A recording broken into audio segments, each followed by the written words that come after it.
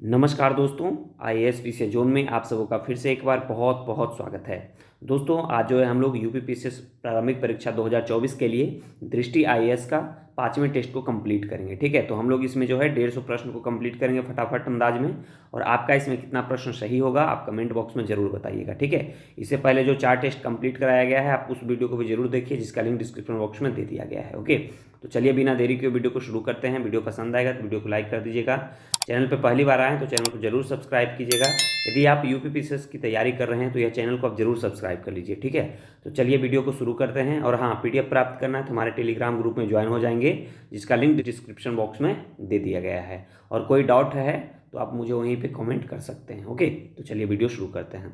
आज का पहला प्रश्न है, निम्नलिखित कथनों में से कौन सा आज से जो कथन है दोस्तों ये सही है। ठीक है, तो पहला कथन दिया गया है, बाजार की मांग और आपूर्ति जो है व्यष्टि अर्थशास्त्र का एक घटक है। ठीक है, तो देखिए मांग, यहाँ पे बाजार की मांग और आपूर्ति कह रहा है ना, तो पहला कथन तो सही हो जाएगा, क्योंकि कि व्यष्टि अर्थशास्त्र लोगों द्वारा चुने गए विकल्प, उनकी पसंद को प्रभावित करने वाले कारकों और उनके फैसलों से मूल्य, आपूर्ति, मांग व वस्तु बाजार पर पड़ने वाले प्रभावों का अध्ययन किया जाता है। तो इसलिए पहला कथन तो हमारा सही है। दूसरा कथन है, समष्टि अर्थशास्त्र राष्ट्रीय आय से संबंधित जानकारी प्रदान करता है। तो समष्टि अर्थशास्त्र जो है राष्ट्रीय आय, कुल उत्पादन हो गया, कुल उपभोग हो गया और मूल्य के समान स्तर से संबंधित जानकारी प्रदान करता है। ठीक है, तो दूसरा भी कथन हमारा यहाँ पे करेक्ट होगा। तो इसलिए दोनों कथन सही होगा, तो राइट आंसर ऑप्शन सी हो जाएगा। ओके, नेक्स्ट प्रश्न है, कैलिफोर्निया स्थित सिलिकॉन वैली, ठीक है, कैलिफोर्निया जो है यूएसए में, वहाँ स्थित सिलिकॉन वैली जो है अर्थव्यवस्था के निम्नलिखित में से किस क्षेत्र का उदाहरण है।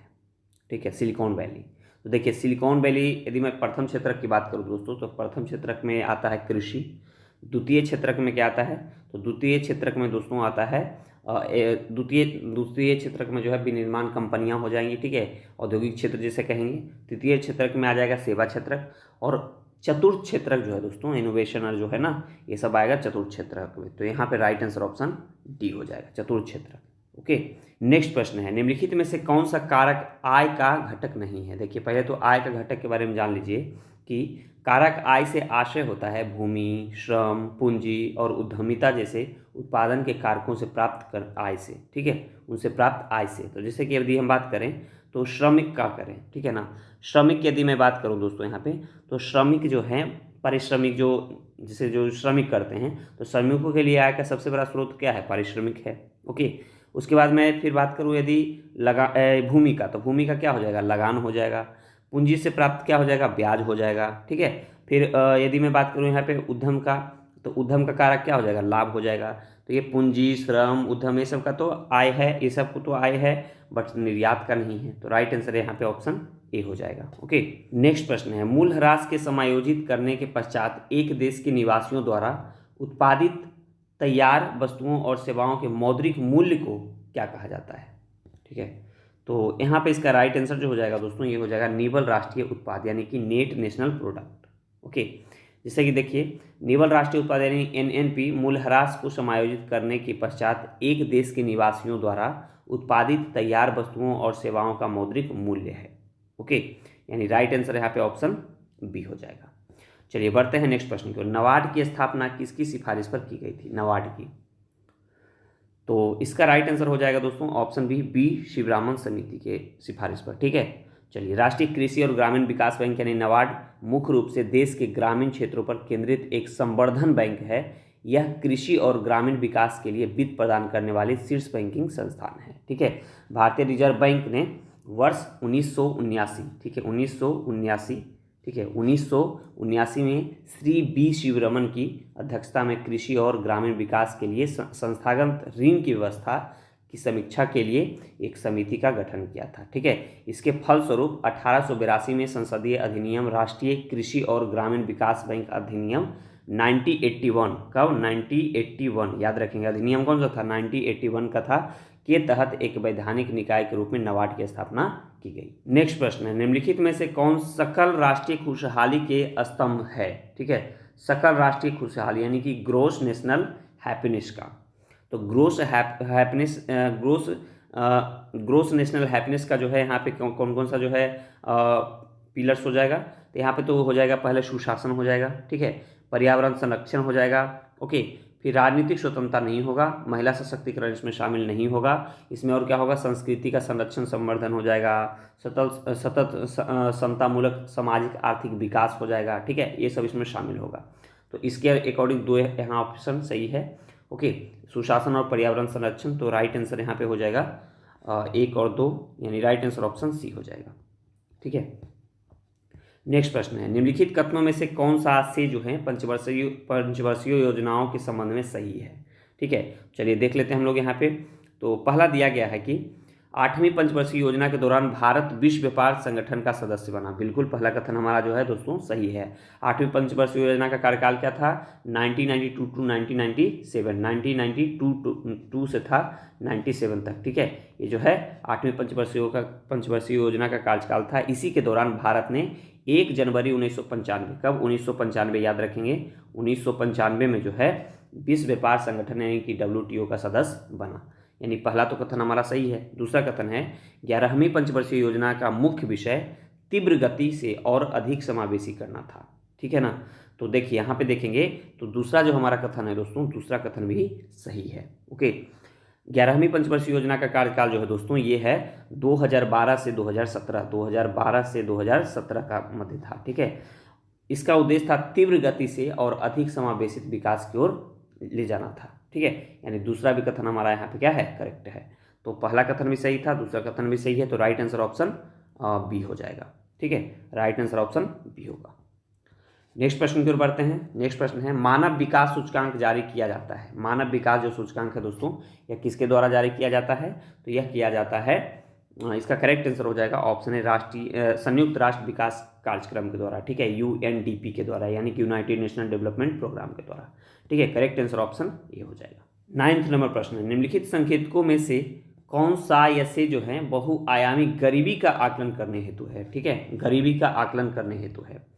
तो गरीबी का आकलन को जो है करने के लिए इसमें कौन कौन शामिल हो जाएगा दोस्तों, तो यहाँ पे जो शामिल हो जाएगा ये हो जाएगा बाल मृत्यु दर एक शामिल हो जाएगा, और एक इसमें शामिल हो जाएगा स्वच्छता। ठीक है, तो दूसरा और चौथा इसमें सही है। बाद बाकी क्रय शक्ति इसमें शामिल नहीं होता है, वाहन की स्वामित्व इसमें शामिल नहीं होता है। ठीक है, दूसरा चौथा सही है, तो राइट आंसर ऑप्शन बी होगा।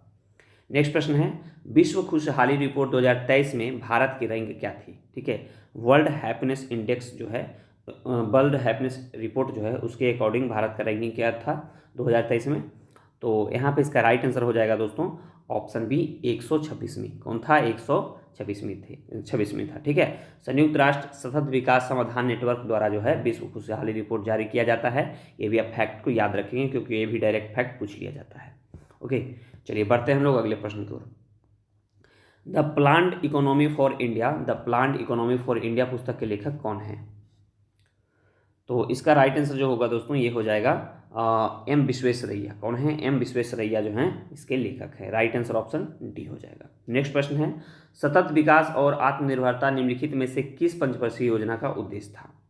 सतत विकास, ठीक है, sustainable growth and self dependence, ये कौन सा था, तो यहाँ पे इसका राइट आंसर हो जाएगा दोस्तों ये हो जाएगा चौथी पंचवर्षीय योजना का। ठीक है, चौथी पंचवर्षीय योजना का कार्यकाल क्या था, 1969 से 1974, याद रखेंगे 1969 से लेकर के 1974 के मध्य था। ठीक है, चलिए इसे आप याद रखेंगे।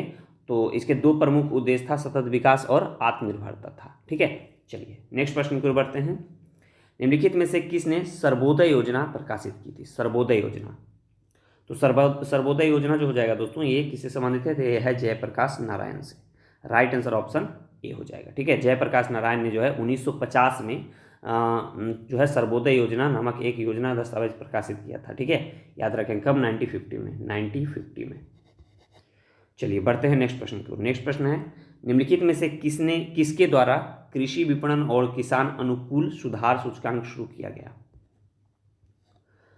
तो इसका राइट आंसर हो जाएगा दोस्तों ऑप्शन बी नीति आयोग के द्वारा। किसके द्वारा, नीति आयोग के द्वारा। नीति आयोग ने कृषि बाजार सुधार, भूमि पट्टा सुधार और निजी भूमि पर वानिकी जैसे कि पेड़ों की कटाई और परागमन, ठीक है ना, के 3 प्राथमिक क्षेत्रों में सुधारों को लागू करने की आवश्यकता को देखते हुए राज्य के बीच जागरूकता बढ़ाने के लिए पहला कृषि विपणन और किसान अनुकूलन सुधार सूचकांक विकसित किया है।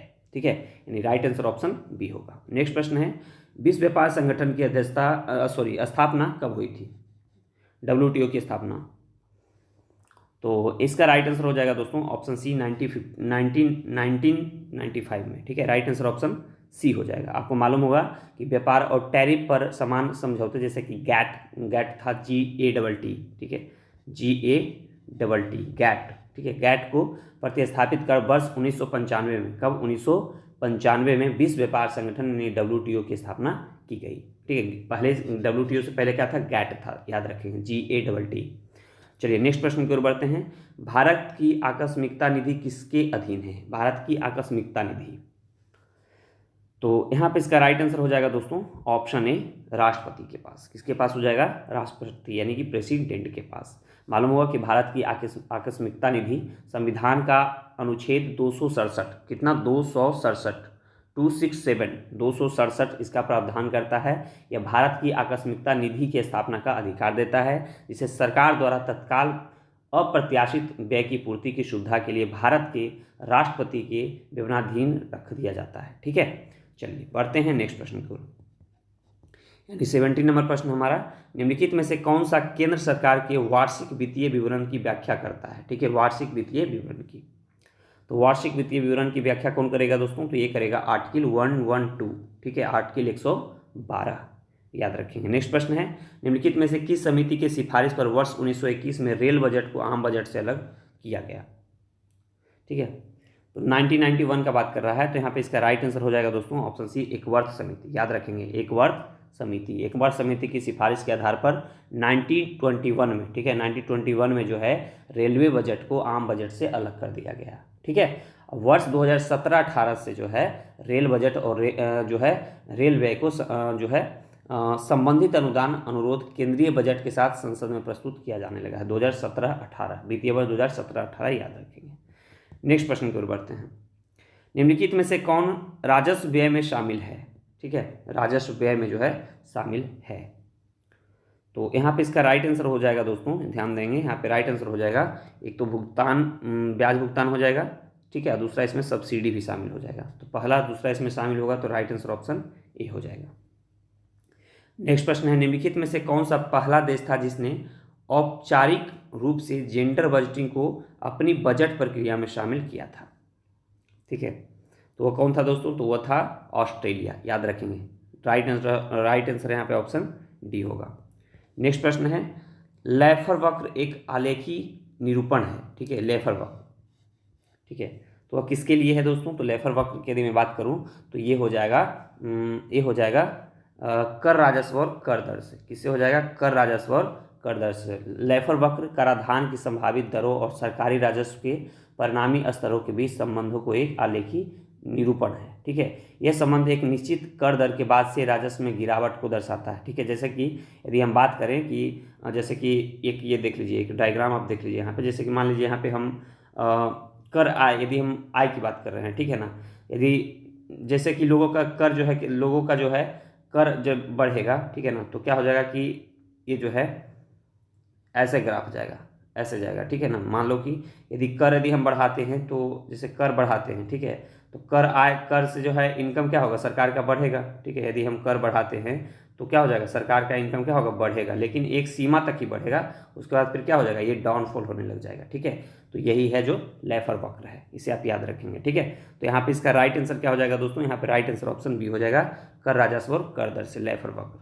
नेक्स्ट प्रश्न है, फ्रिंज बेनिफिट टैक्स कब शुरू किया गया था? फ्रिंज बेनिफिट टैक्स, तो इसका जो राइट आंसर हो जाएगा दोस्तों, ये हो जाएगा ऑप्शन सी 2005-06 के बजट से, ओके। फ्रिंज याद रखेंगे। फ्रिंज बेनिफिट टैक्स मूल रूप से एक कर है जिसका भुगतान नियोक्ता द्वारा अपने कर्मचारियों को प्रदान किए गए लाभों के बदले में करना होता है, okay. Right answer option C हो जाएगा। नेक्स्ट प्रश्न है, यानी कि 23 नंबर प्रश्न है, वस्तु एवं सेवा कर परिषद का गठन भारतीय संविधान के निम्नलिखित में से किस अनुच्छेद के तहत किया गया है? वस्तु एवं सेवा कर यानी कि GST का बात कर रहा है, ठीक है। तो यहाँ पे इसका राइट आंसर हो जाएगा दोस्तों, इसका राइट आंसर हो जाएगा ऑप्शन सी 279A के तहत, ठीक है। आपको मालूम होगा कि वस्तु एवं सेवा कर GST परिषद केंद्र और राज्यों का एक संयुक्त मंच है। इसकी स्थापना राष्ट्रपति द्वारा संविधान के अनुच्छेद 279A क्लॉज ए के अनुसार की गई थी। ठीक है, इसलिए यहाँ राइट आंसर ऑप्शन सी हो जाएगा। नेक्स्ट प्रश्न है, राजकोषीय उत्तरदायित्व और बजट प्रबंधन FRBM अधिनियम किस वर्ष लागू किया गया था? तो इसका राइट आंसर जो हो जाएगा दोस्तों, ये हो जाएगा ऑप्शन बी, वर्ष 2003 में। राइट आंसर ऑप्शन बी होगा। नेक्स्ट प्रश्न है, निम्नलिखित कथनों में से कौन सा ऐसे जो है वित्त आयोग के संदर्भ में सही है, वित्त आयोग के संबंध में? ठीक है, तो इसका राइट आंसर जो होगा दोस्तों, ये हो जाएगा, यह भारतीय संविधान के अनुच्छेद 280 के तहत स्थापित एक संवैधानिक निकाय है। बिल्कुल पहला कथन सही है। दूसरा है, अरविंद पनगड़िया को 16वें वित्त आयोग का अध्यक्ष नियुक्त किया गया है। दूसरा भी कथन सही है।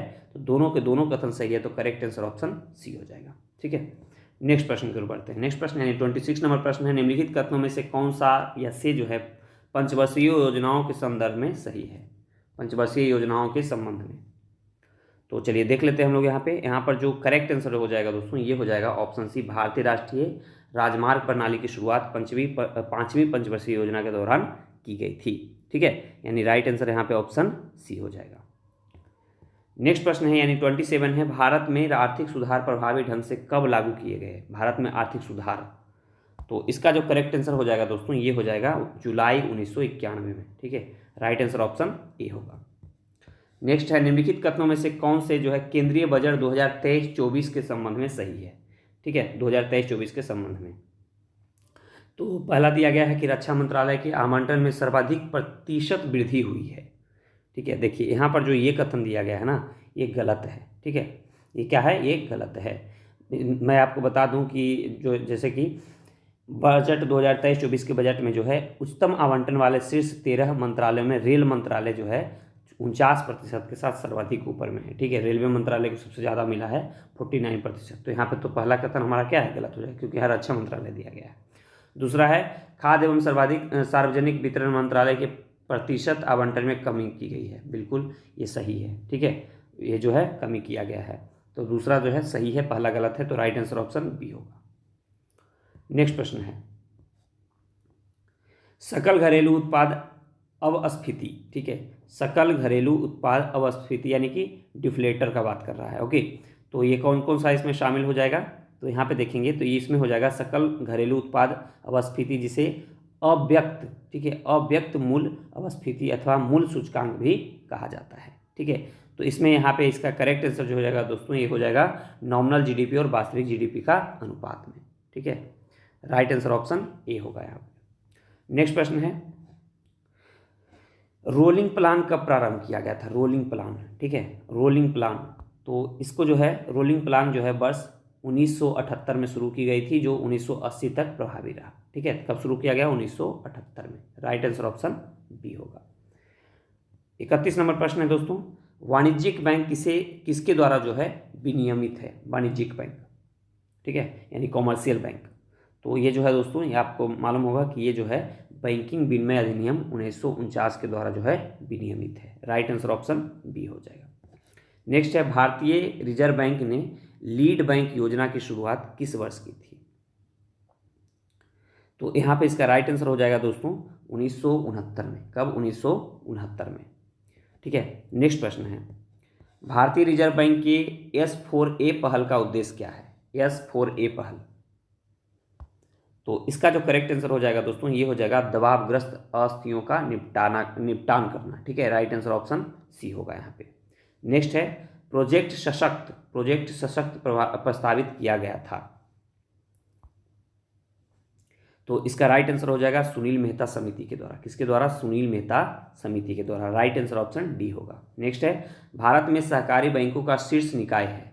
ठीक है, भारत में जो है सहकारी बैंकों का शीर्ष निकाय कौन है? तो यहाँ पे इसका जो करेक्ट आंसर हो जाएगा दोस्तों, ये हो जाएगा नाबार्ड। कौन है? नाबार्ड है। नेक्स्ट प्रश्न है, निम्नलिखित कथनों में से कौन से जो है मुद्रा आपूर्ति का मूल्यांकन के संबंध में सही है? मुद्रा आपूर्ति का मूल्यांकन के संबंध में सही है। ठीक है, तो देख लेते हैं हम लोग यहाँ पर जो है पहला दिया गया है कि आरक्षित मुद्रा के अंतर्गत केंद्रीय बैंक द्वारा रखी गई मांग जमा और अन्य तरल अस्थियों के साथ सिक्के व मुद्रा जैसे सभी भौतिक धन शामिल हैं। पहला तो कथन करेक्ट है। दूसरा है, संकुचित मुद्रा के अंतर्गत जनता के पास मौजूद सभी मुद्रा नोट शामिल है, यानी दूसरा भी कथन हमारा करेक्ट है, दोनों के दोनों कथन सही है, तो राइट आंसर ऑप्शन डी हो जाएगा। ठीक है, चलिए बढ़ते हैं 37 नंबर प्रश्न की ओर। वह औसत दैनिक शेष जिसे एक अनुसूचित वाणिज्यिक बैंक को रिजर्व बैंक के पास बनाए रखना आवश्यक है, क्या कहलाता है? ठीक है, तो वह जो दोस्तों नगद आरक्षित अनुपात यानी कि कैश रिजर्व रेशियो यानी CRR कहा जाता है। क्या कहा जाता है? CRR यानी नगद आरक्षित अनुपात। नेक्स्ट प्रश्न है, खुले बाजार का परिचालन यानी OMO से आशय क्या है? तो इसका जो करेक्ट आंसर हो जाएगा दोस्तों, ये हो जाएगा खुले बाजार में सरकारी प्रतिभूतियों का क्रय और विक्रय। ठीक है, राइट आंसर ऑप्शन ए होगा। नेक्स्ट प्रश्न है, सीमांत लागत आधारित ऋण दर, ठीक है, MCLR निर्धारित करने वाले कारक कौन कौन से हैं? ठीक है, तो इसके कारक कौन कौन से हो जाएंगे दोस्तों? तो निधि की सीमांत लागत भी होगा इसमें शामिल, परिचालन लागत भी शामिल होगा, नगद आरक्षित अनुपात यानी CRR में वह वहन मूल्य से जुड़ी लागत भी इसमें शामिल होगा, और टेनर प्रीमियम भी शामिल होगा। चारों के चारों इसमें शामिल होता है। ठीक है ना, समांत लागत आधारित ऋण दर में, तो इसलिए इसका करेक्ट आंसर ऑप्शन सी हो जाएगा।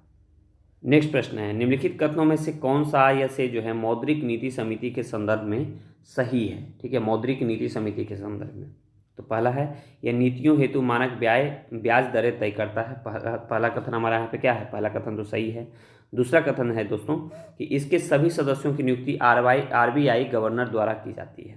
ठीक है, तो देखिए ये जो है गलत हो जाएगा। ठीक है, इस समिति में कुल जो है 6 सदस्य होते हैं। कितने होते हैं? 6 सदस्य होते हैं। 3 सदस्य RBI से ही होते हैं, और शेष की नियुक्ति जो है भारत सरकार द्वारा की जाती है। ठीक है, 3 जो है RBI के द्वारा, ठीक है, 3 जो है RBI के द्वारा, और 3 जो है दोस्तों ये गवर्नमेंट के द्वारा किया जाता है। ठीक है, तो यहाँ पे इसका करेक्ट आंसर दूसरा ऑप्शन तो गलत हो जाएगा। ठीक है, तो सिर्फ पहला सही है, राइट आंसर ऑप्शन ए होगा। नेक्स्ट प्रश्न की ओर बढ़ते हैं। नेक्स्ट प्रश्न है, भारतीय प्रतिभूति विनिमय बोर्ड यानी सेबी को जो है किस वर्ष वैधानिक दर्जा प्रदान किया गया? सेबी को, तो इसका जो करेक्ट आंसर हो जाएगा दोस्तों ये हो जाएगा, ये मैं अभी ऊपर बताया था, 1992। ठीक है, राइट आंसर ऑप्शन बी होगा। नेक्स्ट प्रश्न है, रुपये मूल वाले बंधन पत्र, ठीक है, बंधन पत्र यानी कि बॉन्ड जो है, बॉन्ड जो भारतीय संस्थाओं द्वारा विदेशी बाजारों से धन जुटाने के लिए जारी किए जा सकते हैं, क्या कहलाते हैं? ओके, तो यहाँ पे राइट आंसर हो जाएगा मसाला बॉन्ड। क्या कहलाएगा? Masala bond. Right answer option C होगा। नेक्स्ट प्रश्न है हमारा, केवल एक दिन के लिए निधि प्राप्त करने वाले बाजार को क्या कहा जाता है? ठीक है, तो इसको कहा जाता है दोस्तों कॉल मनी मार्केट। क्या कहते हैं? कॉल मनी मार्केट कहते हैं। नेक्स्ट प्रश्न है, बाजार का वह प्रकार जिसमें शेयर बाजार में गिरावट का रूप होता है, क्या कहलाता है? तो इसका जो करेक्ट आंसर हो जाएगा दोस्तों ये हो जाएगा बेयर मार्केट। क्या कहलाएगा? बेयर मार्केट कहलाता है। ठीक है, नेक्स्ट है 45 नंबर प्रश्न हमारा है, देख लेंगे। उद्यम पूंजी को इस प्रकार परिभाषित किया गया है, उद्यम पूंजी को। ठीक है ना, चलिए देख लेते हैं। तो इसका जो करेक्ट आंसर हो जाएगा दोस्तों ये हो जाएगा स्टार्टअप कंपनियों को प्रदान किया गया वित्त। ठीक है, स्टार्टअप जो कंपनियां होती हैं उनको जो वित्त प्रदान किया जाता है उसको जो है उद्यम पूंजी कहते हैं। ठीक है, यानी राइट आंसर ऑप्शन ए हो जाएगा यहाँ पे। 46 नंबर प्रश्न है, निम्नलिखित समितियों पर विचार कर उन्हें सही कालानुक्रमित क्रम में व्यवस्थित कीजिए। ठीक है, चलिए देख लेते हैं हम लोग यहाँ पे। यदि मैं बात करूँ अलग समिति का, ठीक है, तो अलग समिति की स्थापना जो है 1979 में होता है, 1979 में होता है। फिर लकड़वाला समिति का जो संबंध है दोस्तों वो 93 में होता है, 1993 में। फिर तेंदुलकर समिति जो है दोस्तों इसका गठन जो है 2009 में होता है, 2009 में। और रंगराजन समिति जो है इसका गठन 2012 में होता है। ठीक है, 2012 में होता है, तो आप इस क्रम में आप इसे सजा लेंगे, तो इसका करेक्ट आंसर आएगा ऑप्शन ए। ओके, नेक्स्ट प्रश्न है, एंजल के नियम के अनुसार, ठीक है, एंजल के नियम के अनुसार यहाँ पर जो करेक्ट आंसर है वो कौन सा है? तो एंजल के नियम के अनुसार यहाँ पे राइट आंसर हो जाएगा आय में वृद्धि के साथ खाद्य पदार्थों की खरीद के लिए आवंटित आय का प्रतिशत कम हो जाता है। ठीक है, एंजल के नियम, राइट आंसर ऑप्शन सी होगा। चलिए बढ़ते हैं अगले प्रश्न की ओर। राष्ट्रीय करियर सेवा की शुरुआत की गई थी, राष्ट्रीय करियर सेवा की शुरुआत। ठीक है, तो यहाँ पे इसका राइट आंसर हो जाएगा दोस्तों श्रम और रोजगार मंत्रालय के द्वारा, करियर। ठीक है, राइट आंसर ऑप्शन डी हो जाएगा। श्रम और रोजगार मंत्रालय ने जो है वर्ष 2015 में रोजगार कार्यालयों कि नेटवर्क में प्रक्रियाओं में बदलाव करते हुए राष्ट्रीय करियर सेवा यानी NCS की शुरुआत की, ठीक है, 2015 में, याद रखेंगे। राइट आंसर ऑप्शन डी होगा। नेक्स्ट है गिनी गुणांक मापता है। गिनी गुणांक जो होता है वो क्या मापता है? तो यहाँ पे इसका राइट आंसर जो हो जाएगा दोस्तों ये हो जाएगा ऑप्शन सी, आय असमानता को नापता है। क्या नापता है? आय के असमानता को नापता है, ठीक है। गिनी गुणांक लॉरेंज बग से उद्यत है और इसका उपयोग जो है किसी देश में आर्थिक विकास के संकेतक के रूप में किया जा सकता है, यानी राइट आंसर ऑप्शन यहाँ पे सी होगा। 50 नंबर प्रश्न हमारा कि श्रम की सीमांत उत्पादकता शून्य होती है। श्रम की जो है सीमांत उत्पादकता जो है शून्य होती है, तो किस में शून्य होती है? तो यहाँ पे इसका राइट आंसर हो जाएगा दोस्तों प्रच्छन्न बेरोजगारी में। किस में हो जाएगा? प्रच्छन्न बेरोजगारी में, ठीक है।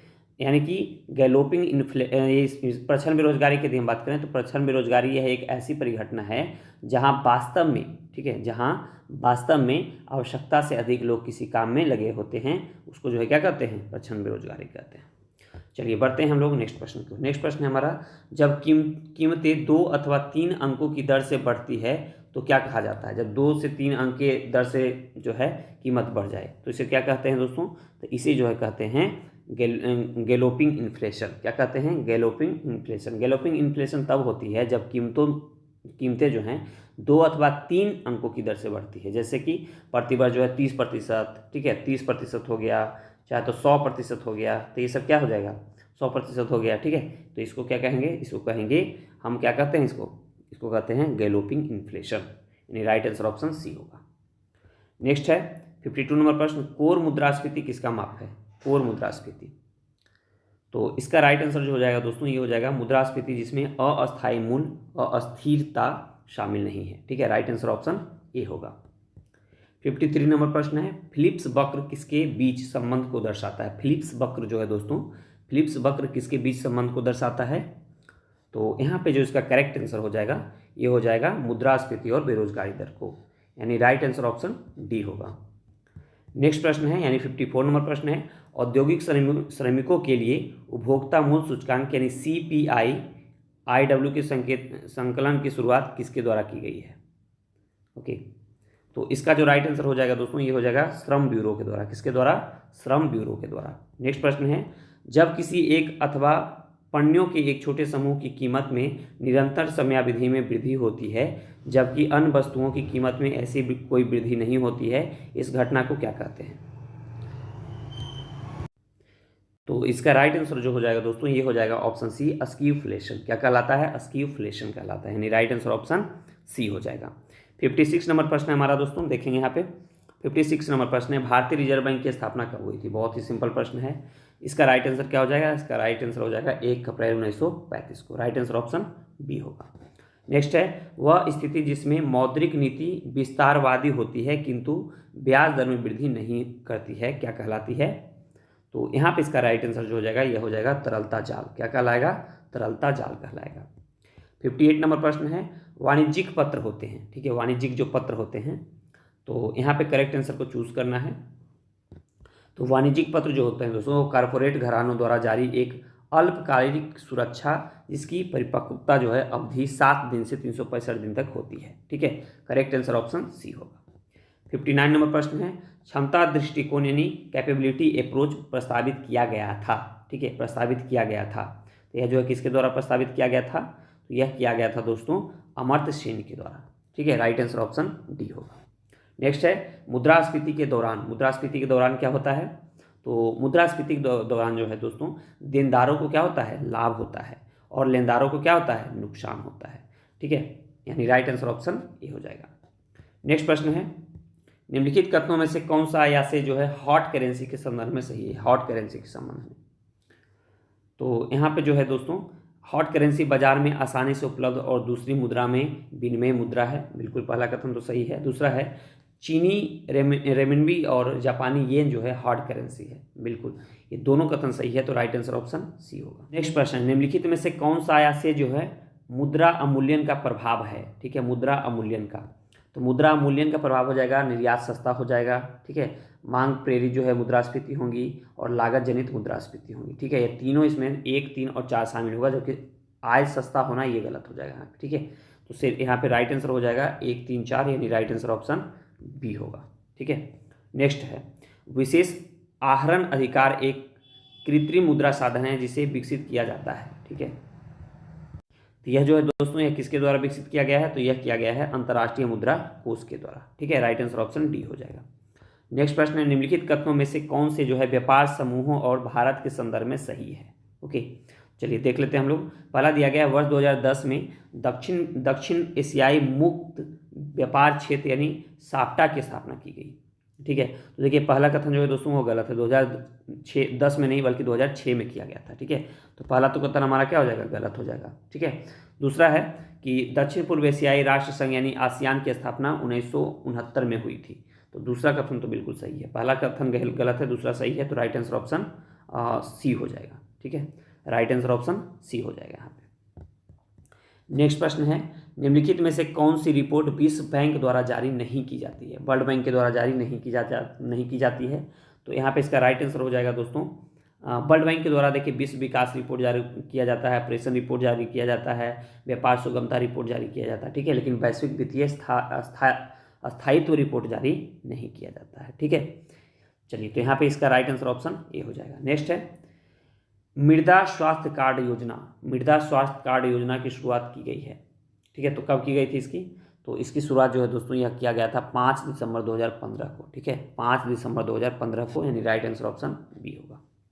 नेक्स्ट है आकस्मिक रिजर्व बैंक समझौता। ठीक है, सॉरी आकस्मिक रिजर्व समझौता किससे संबंधित है, तो यह जो संबंध है दोस्तों इसका संबंध है किससे है, तो इसका संबंध ब्रिक्स से है। किससे है, ब्रिक्स से है, राइट आंसर ऑप्शन बी हो जाएगा। नेक्स्ट प्रश्न है निम्नलिखित युग्मों पर नदी परियोजना में से कौन सा युग्म सुमेलित नहीं है। ठीक है, चलिए तो देख लेते हैं हम लोग यहाँ पे।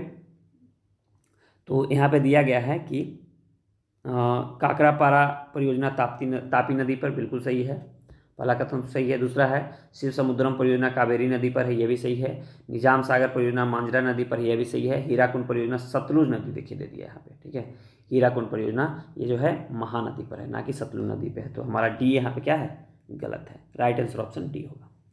नेक्स्ट प्रश्न है निम्नलिखित कथनों में से कौन से जो है शून्य बजट प्रकृति खेती के संबंध में सही है। ठीक है, शून्य बजट प्रकृति खेती के संबंध में, तो यहाँ पे इसका राइट आंसर जो हो जाएगा दोस्तों ये हो जाएगा, ध्यान देंगे, इसे सर्वप्रथम कृषि विशेष सुभाष पालेकर द्वारा प्रचारित किया गया था, बिल्कुल पहला कथन सही है। दूसरा है यह रसायन मुक्त कृषि की एक विधि है, यह भी सही है।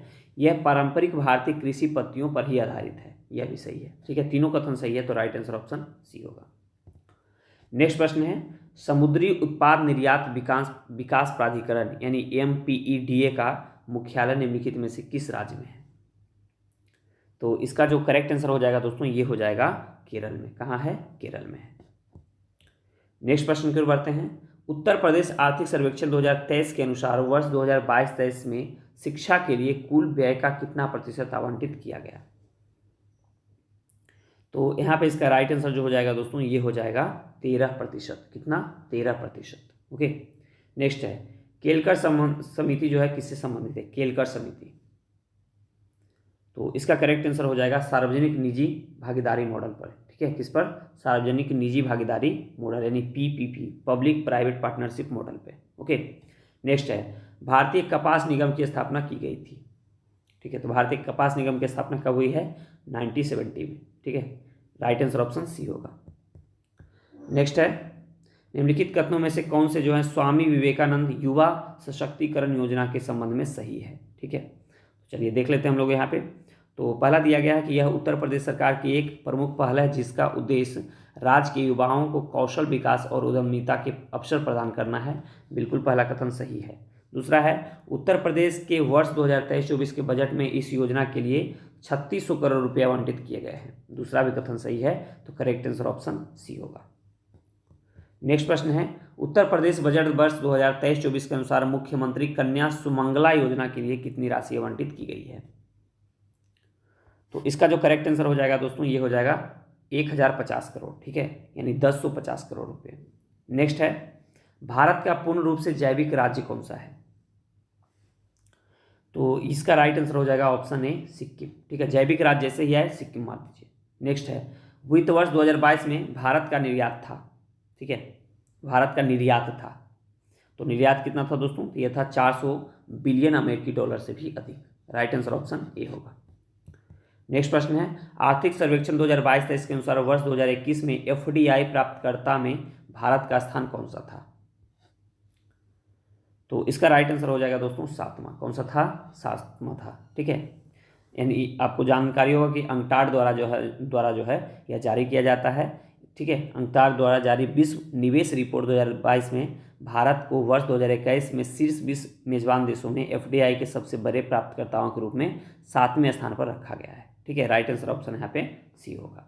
नेक्स्ट है, निम्नलिखित में से कौन सा या से जो है मुख्य उद्योग है? ठीक है, मुख्य उद्योग है। तो मुख्य उद्योग इसमें कौन कौन सा हो जाएगा दोस्तों शामिल? तो मुख्य उद्योग में शामिल हो जाएगा कोयला भी शामिल हो जाएगा, उर्वरक भी शामिल हो जाएगा, सीमेंट भी शामिल हो जाएगा और इस्पात भी शामिल हो जाएगा। ठीक है, करेक्ट आंसर ऑप्शन डी होगा। नेक्स्ट प्रश्न की ओर बढ़ते हैं। निम्नलिखित कथनों में से कौन से जो है राष्ट्रीय अवसंरचना पाइपलाइन यानी एनआईपी के संदर्भ में सही है? ओके, तो पहला दिया गया है, यह विकास को और अधिक समावेशित बनाते हुए बुनियादी ढांचा परियोजनाओं हेतु एक विकास मार्ग प्रशस्त करेगा।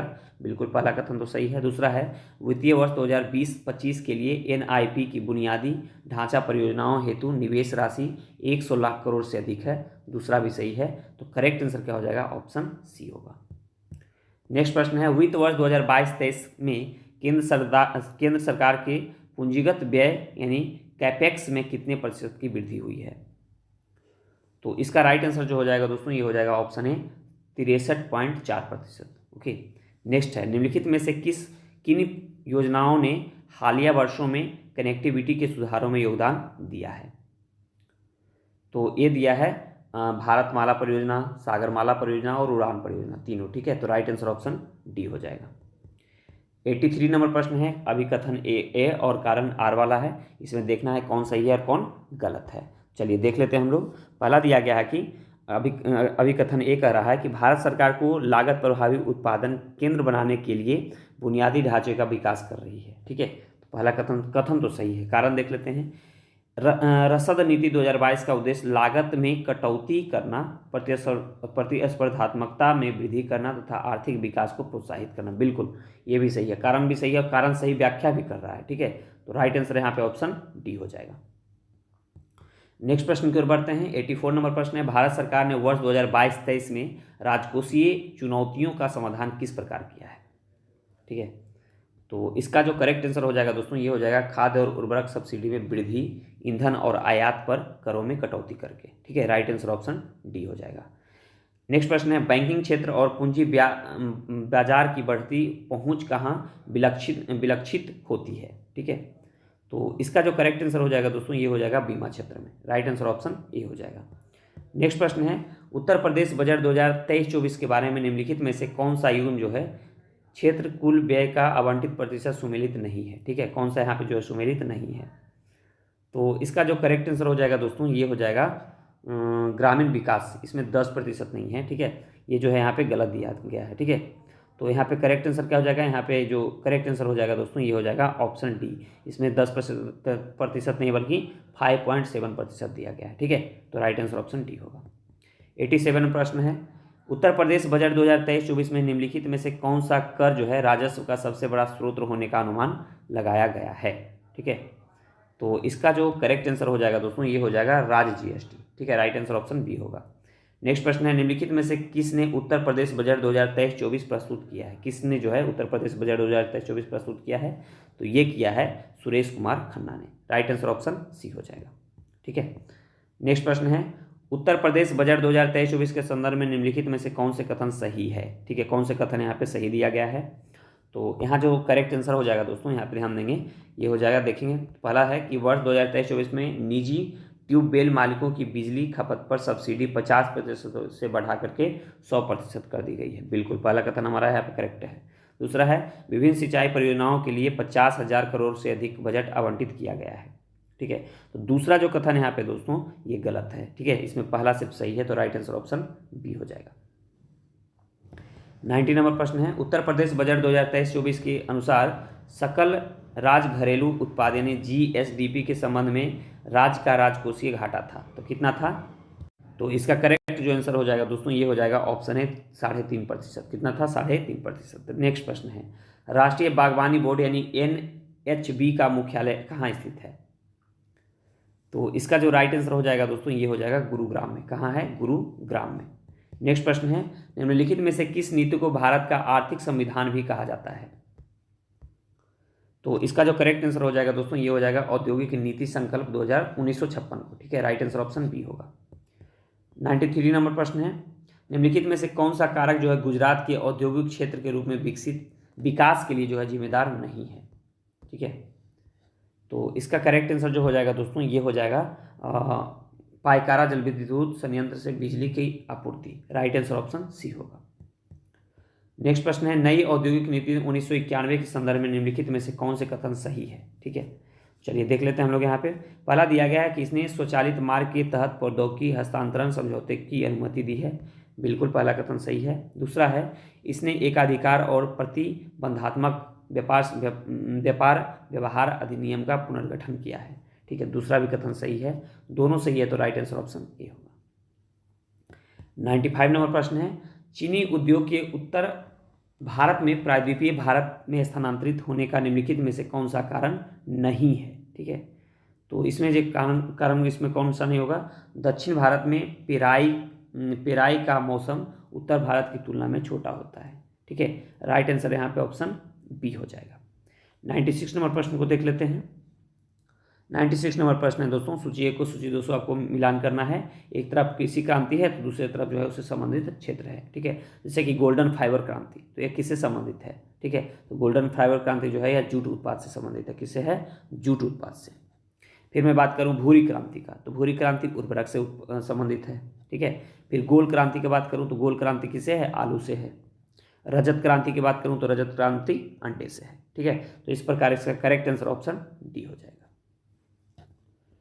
नेक्स्ट प्रश्न है, निम्नलिखित में से कौन राज्य सरकारों को खाद्यान्न की खरीद, भंडारण, परिवहन और आवंटन के लिए जिम्मेदार है? ठीक है, तो इसका राइट आंसर जो हो जाएगा दोस्तों ये हो जाएगा भारतीय खाद्य निगम यानी FCI। नेक्स्ट प्रश्न है, भारतीय कॉफी बोर्ड निम्नलिखित में से किस मंत्रालय के अंतर्गत आता है? भारतीय कॉफी बोर्ड, तो कॉफी बोर्ड जो है दोस्तों वाणिज्यिक और उद्योग मंत्रालय के अंतर्गत आता है, यानी राइट आंसर ऑप्शन बी हो जाएगा। नेक्स्ट प्रश्न है, बुनियादी ढांचा किसी देश के आर्थिक विकास को कैसे प्रभावित करता है? बुनियादी ढांचा। ठीक है, तो बुनियादी ढांचा दोस्तों कैसे प्रभावित करेगा? तो यह करेगा उत्पादन और जीवन की गुणवत्ता के कारकों को बढ़ा करके, यानी राइट आंसर ऑप्शन बी होगा यहाँ पे। 100 नंबर प्रश्न है, स्वास्थ्य सेवाओं के संदर्भ में निम्नलिखित में से कौन से कथन सही है? ठीक है, स्वास्थ्य सेवाओं के संबंध में, तो इसका जो देख लेते हैं। पहला कथन है कि देश की आज़ादी के बाद से स्वास्थ्य देखभाल की वास्तविक पहुंच में उल्लेखनीय वृद्धि हुई है। बिल्कुल, पहले की तुलना में बहुत ज़्यादा वृद्धि हुआ है। फिर है, वर्ष 1951 से 2013 के दौरान सरकारी अस्पतालों तथा औषधालयों की संख्या जो है 9300 से बढ़ करके 44,000 हो गई है, और साथ ही अस्पताल के बिस्तरों की संख्या जो है वह 1.2 से बढ़ करके 3.6 लाख हो गई है। बिल्कुल, दूसरा भी कथन सही है, पहला भी सही है, तो राइट आंसर क्या हो जाएगा? ऑप्शन बी हो जाएगा। ठीक है, चलिए दोस्तों, तो हम जो है यहाँ पे 100% सॉल्व कर लिए हैं, और आपका इसमें कितना प्रश्न सही हुआ है कमेंट बॉक्स में जरूर बताएंगे। ठीक है, चलिए मिलते हैं हम लोग अगले वीडियो में। अपना ख्याल रखें, पढ़ाई करते रहें। जय हिंद।